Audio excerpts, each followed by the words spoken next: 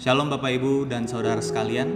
Kembali lagi kita beribadah di pagi hari ini.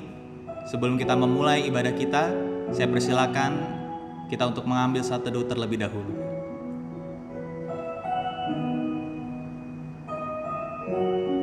Amin. Mari kita bangkit berdiri. Kita memuji nama Tuhan yang kita yakini Dia hadir di tengah kita. Mari kita angkat pujian, Allah hadir di sini.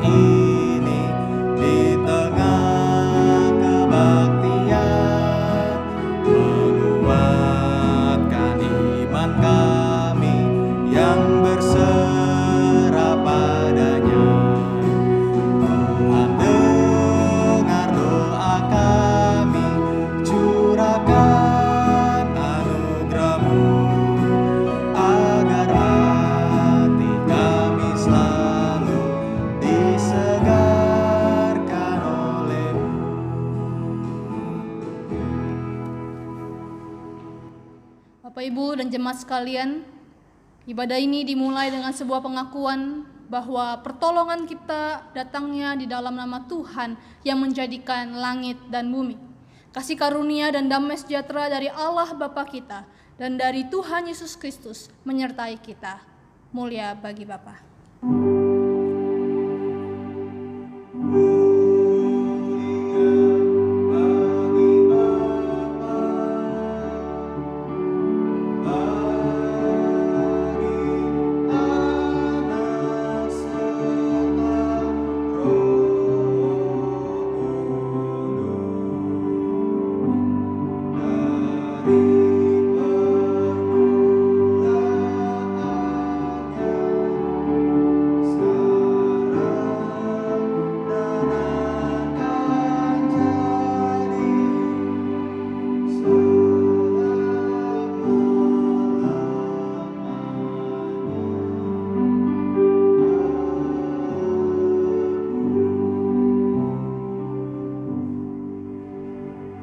Silakan duduk.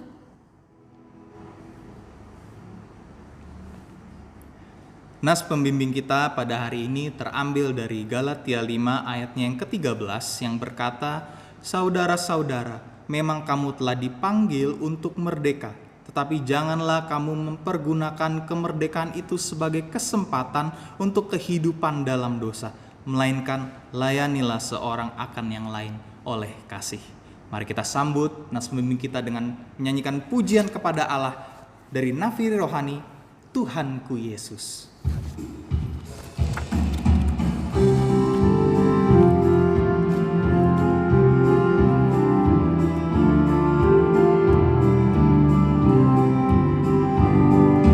Tuhanku Yesus, Raja segenap alam, ilahi dan manusia, hendak ku turut dan ku kasihi kau, harta rohku yang bakar.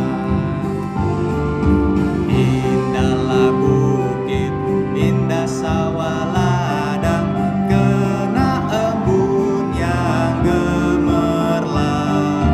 Tuhanku Yesus yang lebih indah, beri kesukaannya tetap.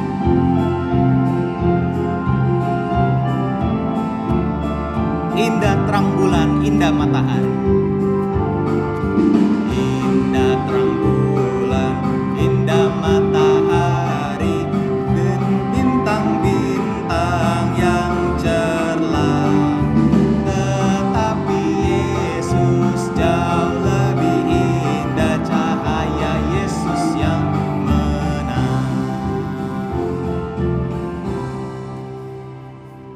Roma 12 ayatnya yang ke-11 sebagai petunjuk hidup baru bagi kita berkata, janganlah hendaknya kerajinanmu kendor, biarlah rohmu menyala-nyala dan layanilah Tuhan.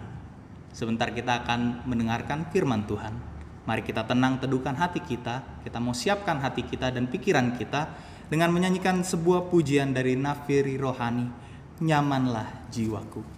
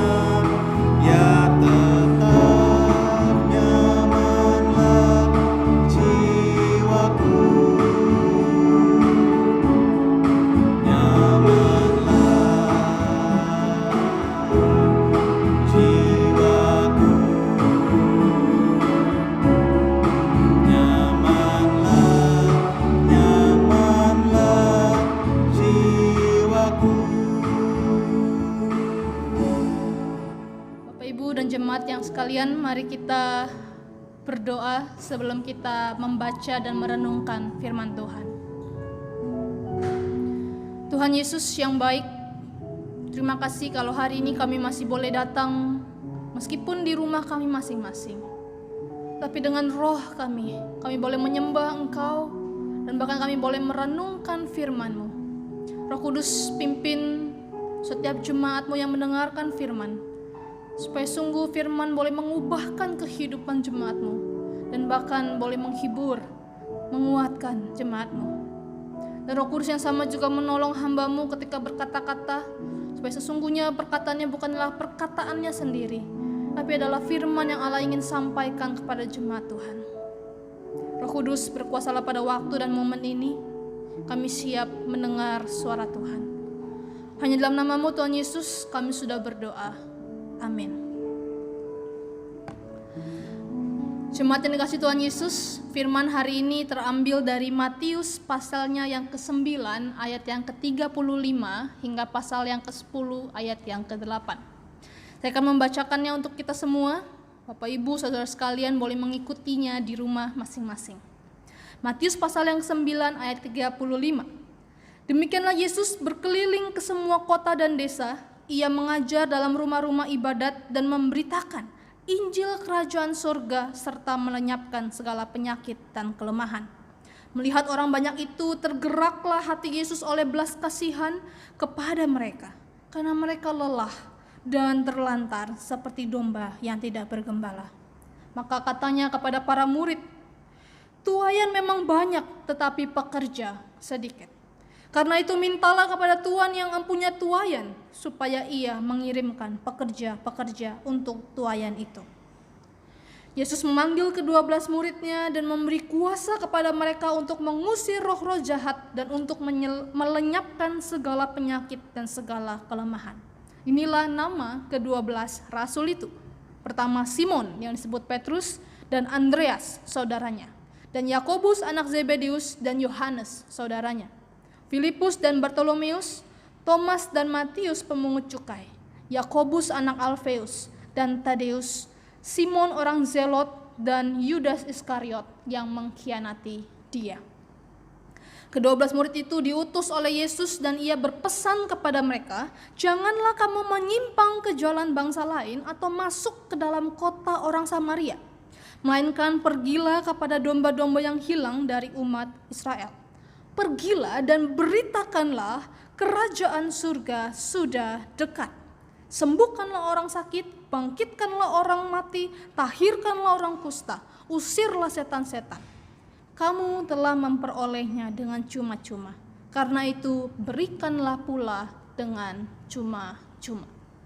Jemaat kasih Tuhan Yesus, yang berbahagia adalah setiap kita yang bukan hanya membaca firman Tuhan tetapi juga merenungkan dan berusaha melakukannya dalam kehidupan kita sehari demi sehari. Haleluya.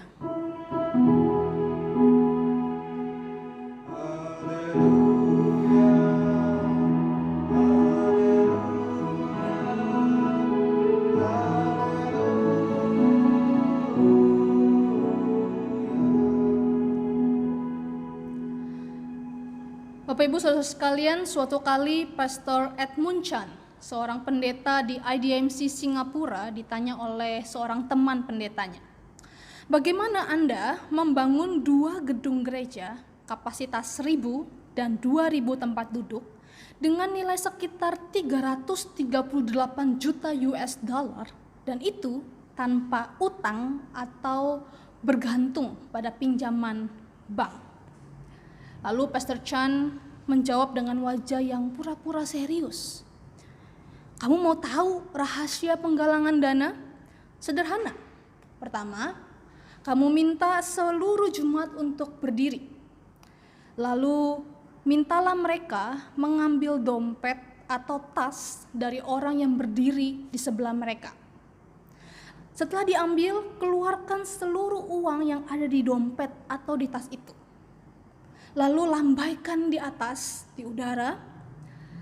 Lalu edarkanlah kantong kolektor. Lalu suruh jemaat ini untuk memberikan persembahan sesuai dengan kerelaan mereka. Bapak Ibu Saudara sekalian, kalau kita ada di posisi seperti itu, memegang uang tetangga kita, uang sebelah orang kita, lalu kita harus memberikan sesuai kerelaan hati kita. Bukan berdasarkan kebutuhan orang itu ya, tapi sesuai dengan kerelaan hati kita, seberapa banyak yang akan kita berikan? Seberapa banyak? Saya rasa jawabannya semuanya, bukan? Semuanya saya mau berikan. Karena kenapa? Itu bukan uang saya. Itu bukan uang kita. Apalagi kalau kita lihat sebelah kita udah masukin duit kita semuanya, ya kita langsung semuain aja gitu ya. Bapak Ibu Saudara sekalian, selama kita berpikir ini bukan uang saya, kita tidak keberatan memberikan semuanya. Tetapi selama kita berpikir ini uang saya yang kerja mati-matian buat dapat uang segini, saya yang hemat-hemat sampai sebanyak ini, maka kemungkinan besar kita akan sulit untuk memberi dalam jumlah yang besar. Apalagi semuanya. Jemaat yang dikasihi Tuhan Yesus, cara berpikir ini milik saya ternyata tidak hanya terbatas kepada harta, uang, tetapi seluruh kehidupan kita. Entah itu anak saya, pasangan saya, orang tua saya, sanak saudara saya, rumah saya, talenta saya, karunia rohani saya, kepintaran saya, kemampuan saya, skill saya, kesehatan saya, harga diri saya, bahkan waktu saya. Kita seringkali merasa ini milik saya, sehingga tidak jarang kita sulit memberi, sulit untuk kehilangan, bahkan sulit untuk mengampuni. Kita lupa bahwa segala hal yang kita miliki sekarang ini bukanlah milik kita. Segala sesuatunya adalah milik Allah yang dipercayakan kepada kita. Kita bukanlah pemilik, kita adalah pengelola. Ini adalah kebenaran firman Tuhan yang menjadi prinsip bagi kita memahami pelayanan yang cuma-cuma.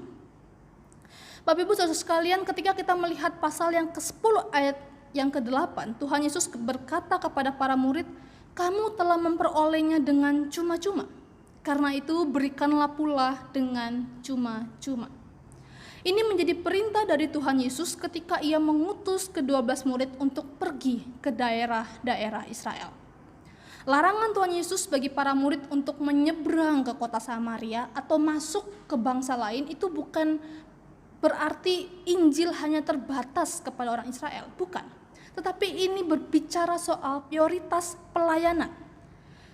Ketika kita memahami Yesus di dalam memberikan amanat agung, Yesus juga berkata, beritakan Injil itu dari Yudea dulu, Yerusalem dulu, baru ke Samaria dan bangsa lain.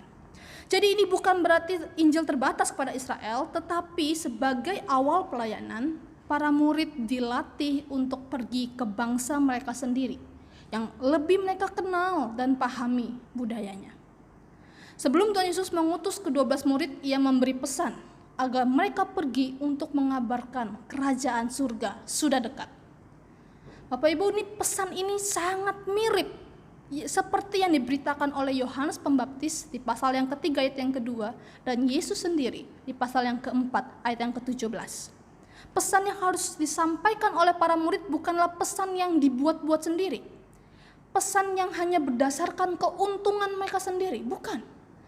Pesannya hanya satu dan itu harus sama, yaitu kerajaan surga sudah dekat. Apa maksudnya? Ya, ini adalah ajakan pertobatan bagi semua orang.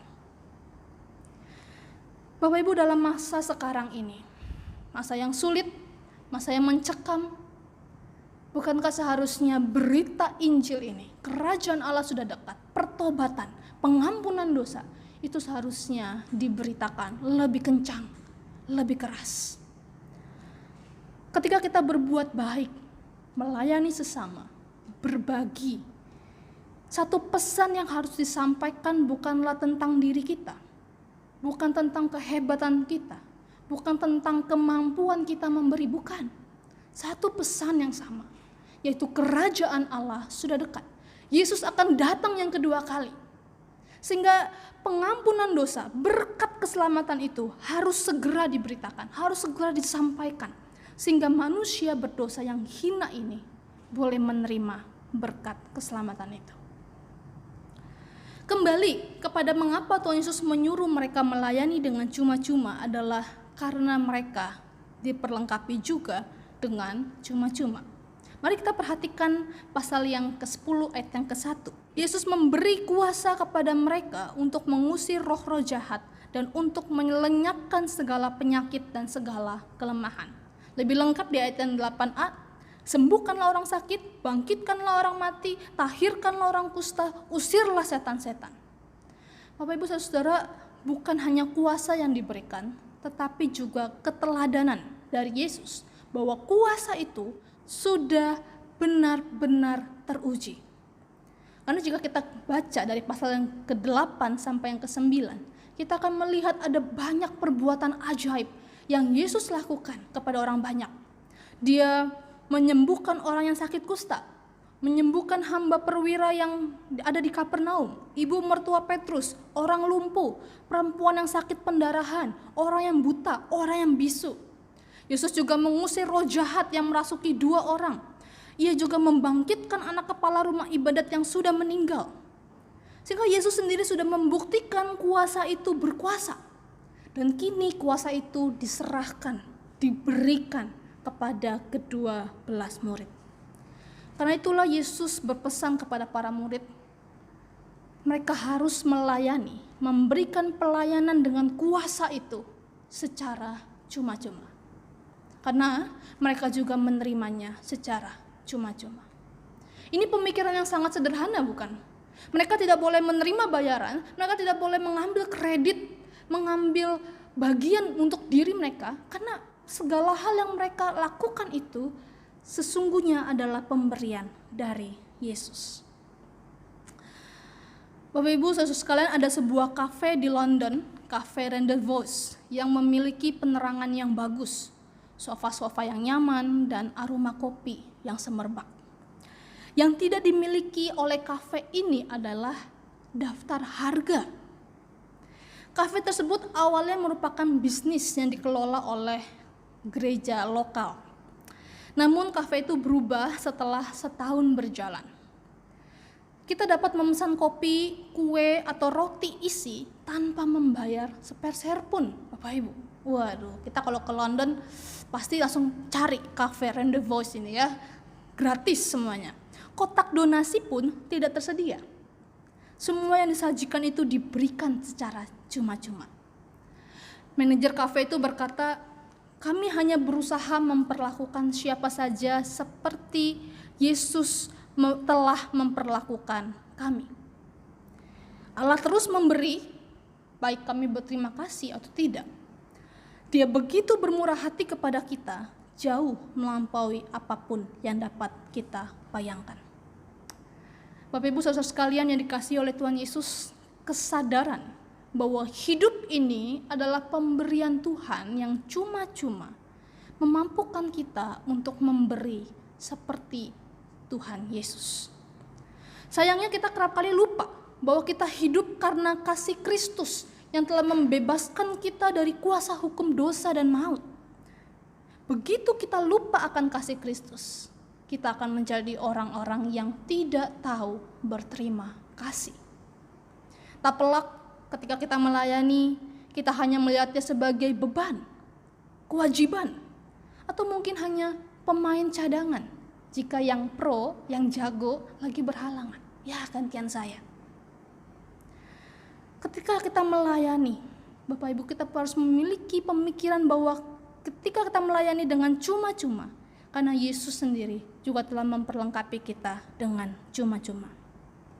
Jauh dari itu, mengapa kita melayani dengan cuma-cuma? Karena kita telah menerima, merasakan belas kasihan Yesus. Di ayat yang ke-36 ketika Yesus melihat orang banyak itu, maka tergeraklah hatinya oleh belas kasihan. Mereka seperti domba yang lelah dan terlantar karena tidak bergembala. Jemaat yang dikasihi Tuhan Yesus, domba adalah binatang yang tidak dapat melindungi dirinya sendiri.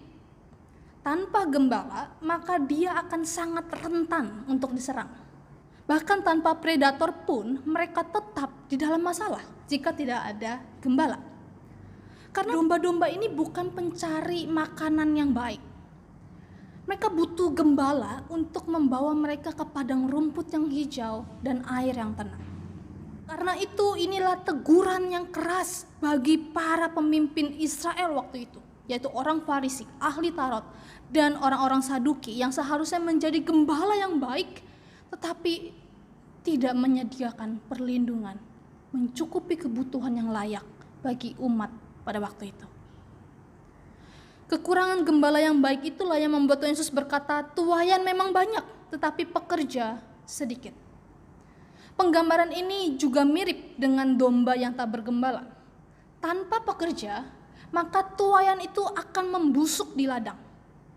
Tuaian itu tidak bisa masuk ke lumbung sendiri. Mereka memerlukan seorang pekerja, beberapa pekerja untuk memanen dan memasukkan tuaian itu ke dalam lumbung. Gambaran ini juga menunjukkan bahwa ini sedang di dalam keadaan yang mendesak. Tuaiannya sudah memanen, harus segera dipanen, kalau tidak akan membusuk di ladang. Karena itu Tuhan Yesus melanjutkan dengan berkata, mintalah kepada Tuhan yang empunya tuaian, supaya ia mengirimkan pekerja-pekerja untuk tuaian itu. Para murid dan bahkan kita sekarang ini diberi pesan untuk berdoa kepada Allah agar ia semakin banyak mengirimkan pekerja-pekerjanya untuk memanen tuaian itu. Karena ini sangat mendesak, sangat urgent. Jangan sampai tuaian itu membusuk sebelum masuk ke ladang.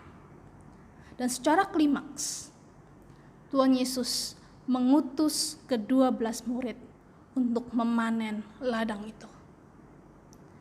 Ia mengutus para murid karena ia percaya mereka telah mengalami belas kasihan Yesus. Siapakah Matius pemungut cukai itu? Seorang yang tidak dianggap oleh bangsanya, tidak dianggap mungkin oleh keluarganya, tidak boleh masuk ke bait Allah, tetapi dia menerima belas kasihan Yesus. Siapakah Yudas Iskariot itu yang dijelaskan yang akan mengkhianati Yesus? Tetapi Yesus berbelas kasihan kepada Yudas Iskariot. Karena itu ketika Yesus mengutus ke-12 muridnya, pelayanan itu bukan hanya didasarkan cuma-cuma, tetapi juga harus merefleksikan belas kasihan Yesus. Tapi bukankah pelayanan itu juga tidak jauh dari yang namanya dizolimi, dijahati, atau kata sekarang adalah dijulitin? Tuhan Yesus sudah mengantisipasi hal-hal yang demikian, Bapak Ibu. Kalau kita melihat kelanjutan ayat yang kita baca, di ayat yang ke-16 sampai yang ke-23, Tuhan Yesus menjabarkan segala hal penganiayaan yang dapat kita alami ketika kita melayani Dia dengan cuma-cuma dan dengan belas kasihan. Layaknya domba yang diutus di tengah kumpulan serigala, maka kita akan dibenci, diserahkan ke pengadilan secara tidak adil, disesah, bahkan dibunuh. Mengerikan sekali, bukan? Sudah secara cuma-cuma, pakai belas kasihan lagi, tapi konsekuensinya juga berat. Tapi bukankah itu juga yang dialami oleh Tuhan dan guru kita, Tuhan Yesus Kristus? Dia sudah melayani dengan cuma-cuma dan belas kasihan, tetapi apa respons yang dia dapat? Ketika dia melayani dengan perbuatan ajaib di pasal yang ke-8 hingga yang ke-9, dia malah dibenci, difitnah menggunakan kuasa dari roh jahat. Bahkan lebih lanjut, dia menghadapkan pemfitnahan, pengkhianatan dari muridnya sendiri. Diserahkan ke pengadilan secara tidak adil, disesah, dicambuk, diludahi, bahkan mati tersalib di atas kayu salib. Kalau sebegitu mengerikannya pelayanan ini, Bapak Ibu, mengapa tidak berhenti saja? Mengapa kita tetap harus melayani dengan cuma-cuma dan dengan belas kasihan? Bukankah wajar ketika kita melakukan yang baik dan responnya tidak baik, responnya jahat, kita berhenti melakukannya?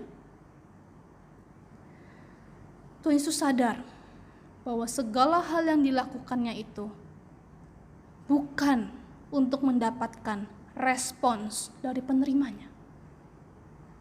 Pelayanan yang kita lakukan bukan berdasarkan respons yang kita terima dari orang yang menerima, tapi berdasarkan satu pesan, yaitu kabarkan kerajaan Allah itu sudah dekat. Yesus Kristus akan datang kedua kalinya, dan penghakiman, penghukuman bagi orang-orang berdosa itu akan segera datang.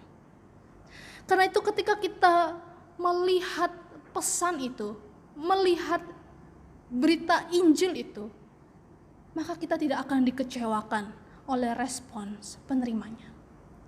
Bahkan Yesus pun setia sampai akhir, karena dia memilih untuk lebih taat kepada Bapanya daripada melihat respons dari para penerima Injil itu. Bapak Ibu saudara sekalian, satu kali ketika saya di kampus, saya merasakan hal itu. Pelayanan sudah sungguh-sungguh, sudah sepenuh hati, rasanya bahkan mengorbankan banyak waktu untuk pelayanan hal itu. Tapi yang saya dapatkan adalah respon yang tidak baik. Lalu saya curhat, cerita kepada salah seorang teman saya, dan dia tidak memberikan respon apa-apa, Bapak Ibu. Saya pikir, ini orang gak paham perasaan saya, hati saya waktu itu. Tapi Bapak Ibu saudara sekalian, beberapa hari kemudian tiba-tiba di depan laptop saya ada tempelan yang dia tulis salah satu kata-kata yang Bunda Teresa katakan. Dan kata-kata itu saya simpan di desktop laptop saya. Kata-kata seperti ini, Bapak Ibu. Orang sering tidak masuk akal dan egois. Maafkan mereka. Jika Anda baik, orang mungkin menuduh Anda memiliki motif tersembunyi. Tetaplah baik. Jika Anda jujur, orang mungkin menipu Anda. Tetaplah jujur. Jika Anda menemukan kebahagiaan, orang mungkin cemburu. Tetaplah bahagia. Kebaikan yang Anda lakukan hari ini mungkin dilupakan besok. Tetaplah berbuat baik. berikan dunia yang terbaik yang Anda miliki dan itu mungkin tidak pernah cukup. Tetaplah berikan yang terbaik. Karena pada akhirnya Anda lihat, itu adalah antara Anda dan Tuhan. It is between you and God. Ini sama sekali tidak ada kaitannya antara kamu dan mereka. Bapak Ibu Saudara sekalian, kata-kata dari Bunda Teresa ini sungguh menguatkan setiap kita, bukan? Bahwa pada akhirnya ini bukan urusan kita dengan orang-orang penerima kebaikan kita, penerima Injil gitu. Tapi ini adalah antara kita dengan Tuhan. Yesus telah mengutus kita untuk melayani dengan cuma-cuma dan dengan belas kasihan. Seperti Dia juga telah melayani kita, mengasihi kita dengan cuma-cuma dan penuh belas kasihan. Dan pada akhirnya kita akan mempertanggungjawabkan semuanya ini di hadapan Tuhan, bukan kepada orang-orang penerima itu. Karena itu Bapak Ibu, saya mengajak setiap kita, mari terus berbuat baik, terus hidup jujur, terus hidup mengasihi sesama, terus mengampuni, terus berbuat yang terbaik. Karena itu kita lakukan bagi kemuliaan Allah semata. Amin. Mari kita berdoa. Tuhan Yesus, terima kasih kalau Engkau telah mengasihi kami secara cuma-cuma dan dengan belas kasihan-Mu. Ajar kami Tuhan untuk juga belajar mengasihi, melayani dengan cuma-cuma dan belas kasihan itu. Ampuni kami Tuhan kalau kami seringkali egois, seringkali kami merasa ini milik kami sehingga kami sulit untuk memberi, sulit untuk mengasihi. Ampuni kami Tuhan. Biarlah firman hari ini menguatkan kami. Kami mau menjadi saksi Tuhan, pengabar Injil Tuhan. Ya Tuhan, kami juga mau berdoa bagi beberapa pokok doa. Kiranya Tuhan boleh menolong bangsa ini Tuhan. Dan dunia ini yang sedang di dalam pandemi COVID-19. Kami semua menderita, kami semua sengsara Tuhan. Dan kami percaya Engkau mengerti apa yang kami rasakan. Dan kami mohon Tuhan, kami mohon segera pulihkan negeri kami, pulihkan dunia ini. Kami percaya mujizat itu nyata dan Tuhan pasti bisa memulihkan segala sesuatunya. Tuhan tolong tim medis, Tuhan tolong orang-orang yang sedang sakit. Tuhan boleh menolong keluarga-keluarga yang berduka karena kehilangan orang yang mereka kasihi dengan sangat cepat. Ataupun mereka yang masih di dalam karantina, Tuhan tolong, Tuhan pulihkan, Tuhan pulihkan. Khusus kami juga mau berdoa bagi gereja-gereja-Mu seluruh Indonesia ini Tuhan, yang terus berpikir bagaimana harus menghadapi new normal ini. Kami sungguh berdoa Tuhan menolong para pemimpin-pemimpin gereja, berikan hikmat, kepekaan untuk segera secara strategis, secara cepat menanggapi hal-hal seperti ini sehingga tidak kalah, tidak jauh tertinggal ketika semuanya kembali normal. Kami mohon Tuhan, berikan hikmat-Mu untuk jemaat-jemaat Tuhan yang sedang sakit, jemaat-jemaat Tuhan yang sedang mengalami kesedihan, mengalami keputusasaan. Kami mohon Tuhan hiburkan. Roh Kudus boleh hadir dalam hidup jemaat-jemaat Tuhan dan boleh memberikan kekuatan. Terima kasih Tuhan Yesus, kami mau melandaskan segala doa kami ini hanya di dalam doa yang Tuhan telah ajarkan kepada kami. Bapa kami dalam surga, dikuduskanlah nama-Mu, datanglah kerajaan-Mu, jadilah kehendak-Mu di bumi seperti di surga. Berikanlah kami pada hari ini makanan kami yang secukupnya, dan ampunilah kami seperti kami juga mengampuni orang yang bersalah kepada kami. Dan janganlah membawa kami dalam pencobaan, tapi lepaskanlah kami daripada yang jahat. Karena Engkaulah yang punya kerajaan dan kuasa dan kemuliaan sampai selama-lamanya. Amin. Jemaat sekalian, kita dapat memberikan persembahan kita melalui transfer ke rekening GKJH dan Pos Cengklong yang sudah tertera di layar kita masing-masing. Dan bagi jemaat yang tidak memiliki fasilitas untuk transfer, jemaat dapat mengumpulkan persembahannya dan membawakannya pada saat kita bergereja kembali secara normal. Mari kita berdoa untuk persembahan kita. Bapa yang baik, terima kasih atas penyertaan-Mu di dalam kehidupan kami sehari lepas sehari. Di dalam situasi apapun yang kami alami, sesungguhnya berkat-Mu tiada pernah berhenti bagi kami.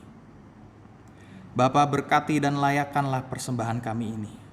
Kiranya persembahan kami dapat menjadi persembahan yang harum hanya untuk kemuliaan nama-Mu. Di dalam nama Yesus Kristus, Juru Selamat kami yang hidup, kami berdoa. Amin. Mari kita bangkit berdiri. Kita akan mengikrarkan pengakuan iman percaya kita, yaitu sesuai dengan pengakuan iman rasuli. Mari sama-sama kita berkata, Aku percaya kepada Allah, Bapa yang Maha Kuasa, Khalik langit dan bumi, dan kepada Yesus Kristus, anaknya yang tunggal Tuhan kita, yang dikandung dari Roh Kudus, lahir dari anak darah Maria, yang menderita di bawah pemerintahan Pontius Pilatus, disalibkan, mati, dan dikuburkan, turun ke dalam kerajaan maut, pada hari yang ketiga bangkit pula dari antara orang mati, naik ke surga, duduk di sebelah kanan Allah, Bapa yang Maha Kuasa, dan akan datang dari sana untuk menghakimi orang yang hidup dan yang mati. Aku percaya kepada Roh Kudus, gereja yang kudus dan persekutuan orang kudus, pengampunan dosa, kebangkitan orang mati, dan hidup yang kekal. Amin. Tiba saatnya kita akan mengakhiri kebaktian kita pada hari ini.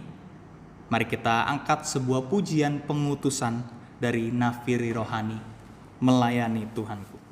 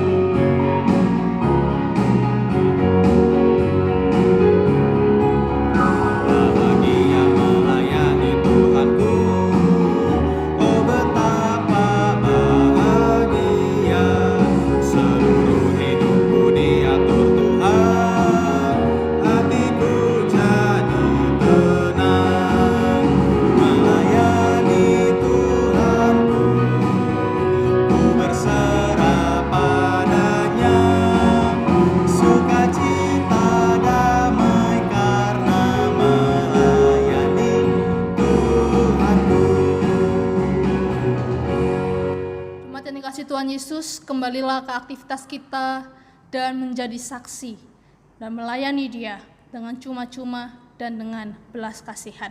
Dan terimalah berkat yang dari Allah itu sendiri. Tuhan memberkati kita dan melindungi kita. Tuhan menyinari kita dengan wajah-Nya dan memberi kita kasih karunia. Tuhan menghadapkan wajah-Nya kepada kita dan memberi kita damai sejahtera. Amin. Oh